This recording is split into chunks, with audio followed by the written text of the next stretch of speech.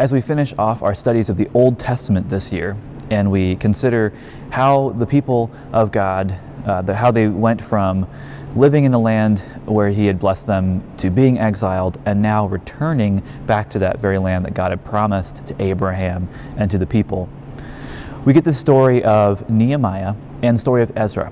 Now, Ezra was the high priest at the time when the people returned to Jerusalem, and Nehemiah was sort of a governor in that land.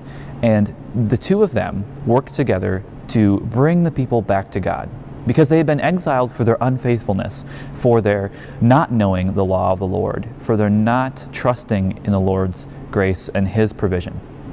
And so when the people return from exile and come back to Jerusalem, it's very important that they return to the Lord as well, not just to the physical location of their fathers, but to the spiritual blessings of their fathers. And so we read from Nehemiah chapter 8 that the people of God were read the entire books of the law, all of the books that Moses had written in the Torah, in Exodus, Leviticus, Numbers, Deuteronomy, this whole speech that Moses had given to the people. All of these things were read to the people of Israel now in their presence. Nehemiah 8 says, "They read from the book, from the law of God, clearly, and they gave the sense, so that the people understood the reading." Now that is just the same thing that happens with us every Sunday. When we come to worship, when we come to be in God's house, we hear the books of the law, the book of the Bible, the books of promise as well. We hear people stand up here and read exactly from the Lord's word, just as it is written. And then we hear the pastor preaching, giving a sermon to explain that, to give the meaning of it, the sense of it.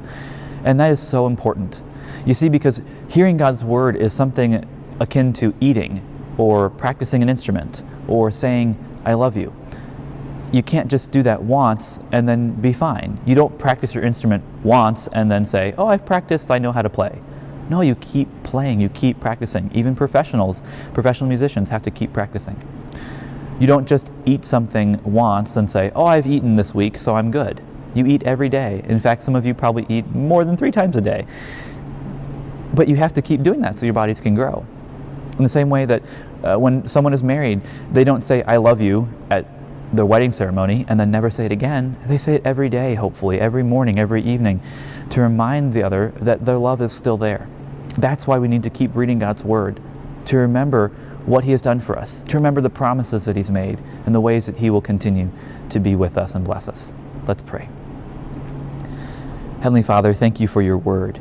Help us to listen to it, to hear it, to inwardly digest it, and to understand and to mull over it, so that we might better understand who You are, how You love us, and what You've done for us in Your Son.